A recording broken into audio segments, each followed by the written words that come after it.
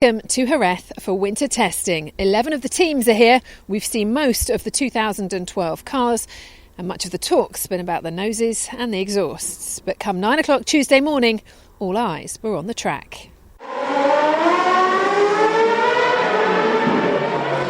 roar of V8 engines shattered a tranquil dawn in southern Spain. All but one of the 12 teams were present in Jerez. Marussia, the only absentees. Day one's main headline was Kimi Raikkonen's return to an F1 cockpit after a 3-year absence. With the presence of Lotus sponsors and extra spur, his car set the pace on day one, even if the Iceman was typically matter-of-fact on his return to the paddock.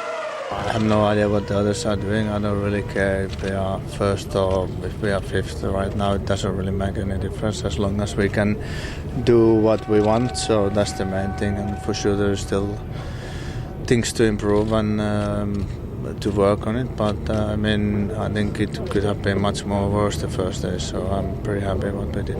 Force India's Paul Di Resta ran him close on a productive day that saw him complete over 100 laps. Meanwhile, Jenson Button eased in the 2012 McLaren, the only car to buck the step-nose trend. It's just a different style of front end. We've done it for many years. If you look at the front wings of the McLaren, and also underneath the front of the tub, underneath the nose of the car, has always been very different to other cars. So it still is. It's just it's obviously more obvious this year than previous years. He was, nevertheless, almost 2 seconds off the pace. However, in another sense, could this year be his time? Button's at an age now, probably the best window of time for a racing driver, for a man, really. And when you get to your late 20s to your mid-30s, I think your ability and your way of doing things have just matured. There's a big difference in 5 or 6 years of growing up, and Jenson Button's growing up. Mileage was more important than pace at this stage, but Raikkonen's best lap was a second quicker than anyone at this point last year. Massa's Ferrari was noticeably well down the list. Days blended into each other as all the teams ran night shifts. Caterham mechanics were amongst the busiest, fixing starter shaft and cooling problems. As you can see from the car, it's in many pieces now, and it's very important, obviously, to be able to trust the guys, that they can, dismantle everything, apart, and they check everything in the car after each day, and then put it back together in the morning, and it's a very important part of our preparation for the season. At least they had their new car in service. Mercedes were still running last year's. That Michael Schumacher-led Day 2's rankings in it saw him quizzed about becoming the first 40-something champion since the 60s. I'm certainly still around to fight for the championship, absolutely. Whether we can do or we cannot do, that's something to be proven this year or whenever. Using last year's car enabled Mercedes to run a detailed comparison on tyre performance. Mark Webber's claim teams would quickly suss out the new Pirelli rubber, wouldn't wash with the manufacturer. We're starting off with an aggressive approach this year, and we've gone to much softer tyres, which means they're going to wear out more. The driver's going to have to manage those tyres a lot more. We'll see, though, when we've really got an idea of these 2012 cars, how they're running, because everyone told us downforce will be less at the start of the year, but we've had a look at some numbers, and I think the engineers have done it again and will be very close to last year's levels. Tyre problems had been amongst Felipe Massa's woes last season. Were those woes continuing? Having wrestled his way through 95 laps, he picked his words carefully afterwards. We need to collect a lot of data, which I'm sure it will be like that even tomorrow, even to concentrate for the next test. Sauber's problems were even more severe, although theirs was a rare breakdown on a day when most teams escaped major reliability issues. Red Bull again looked solid, with Webber lapping regularly around the 1:19 mark. Ferrari and McLaren's data programs for their new systems had an impact on their times. Day 3 saw the entrance of another 3 world champions. Lewis Hamilton made his before dawn, stopping for a lone, lucky autograph hunter. He'd complete 80 laps and end the day fourth fastest. There's a couple of small things that we have in the car which they're no problems, but it's just different in driving with the tyres and everything, and that I tested in the simulator, and it's a little bit different to what it is in the simulator. So we'll go back and adjust the simulator to what it's like in real life, so we can what it's like in reality, so we can focus on improving the simulator and improving the car. Packed grandstands monitored the progress of Hamilton's old teammate Fernando Alonso. Like Massa, he seemed to have his hands full, but at least the FIA gave the thumbs up to Ferrari's new exhaust. Teams were coping with the loss of downforce, not least the team that had pioneered the blown diffuser. Sebastian Vettel lapped consistently in the 119s, even on long runs with a heavy fuel load. In the morning it was quite slippery, and it does take a little while to get back into the rhythm and mainly to understand the car. So that was priority today for me. Find the rhythm and try to understand what the car needs, so that we can hopefully push the development in the right direction. From the outside it isn't pretty clear. It isn't clear what we are doing. It isn't clear what Ferrari is doing, and so is McLaren. So it's a big question mark. Last year's Mercedes again topped the timesheet, this time with Nico Rosberg at the wheel, while Roman Grosjean's time would be the quickest of the week in a 2012 car. To the final day, and on the face of it, a significant step forward, both for Ferrari and Fernando Alonso. His 39 laps included 2 short stints on soft tyres and a sub-119 time. A morale booster certainly, but had they deliberately sought one? At the moment I think we need to keep understanding the car a lot. Maybe we understand 20% of what we need, and in the next days we will try to get the rest.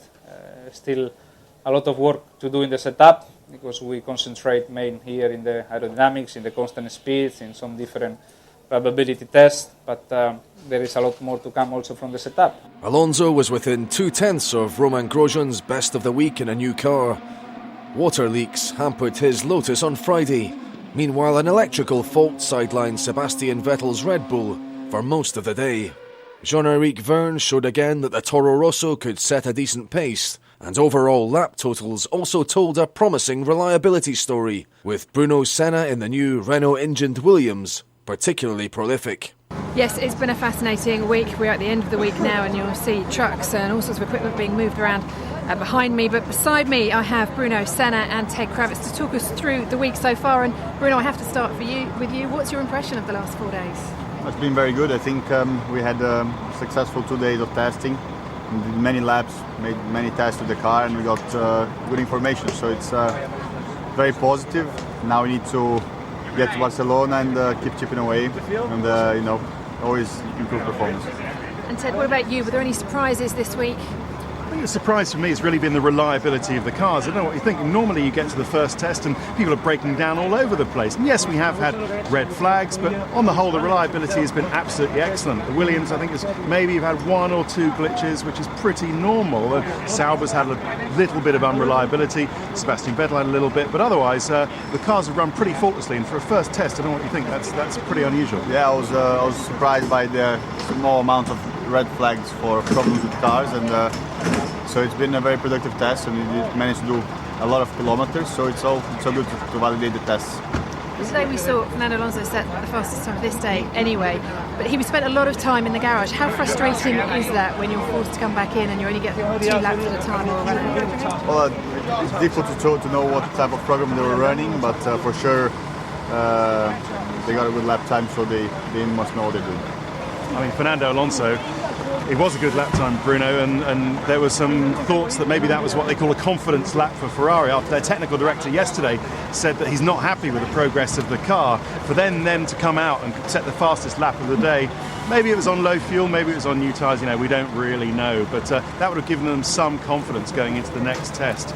Fernando Alonso himself saying that we only know 20% of what we need to know about this car, and that for Ferrari is slightly worrying, because there's another 80% to be known, and there's only 8 more days of testing to go. I mean, would you say you know more than 20% about the Williams so far? Yeah, we're getting to learn, but these cars are changing all the time. You have to always improve and adapt. And I think we've got a good idea of what the car can do this weekend, and then we have to improve what needs to be improved. Well, if we talk about being stuck in the garage for a while, Webbill spent until mid-morning in the garage because of an electrical fault. Do you hang around when that happens? Do you get out of the way of the engineers?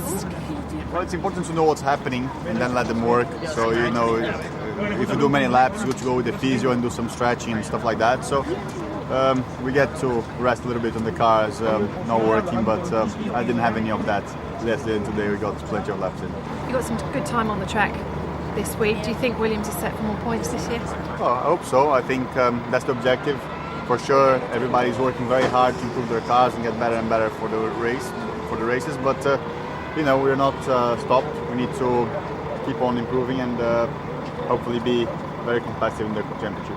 Can you sum up the rest of the midfield for us this week? Yeah, it's a fascinating battle in the midfield. We have Williams, we have Sauber, we have Force India that look like they're going to be a strong team.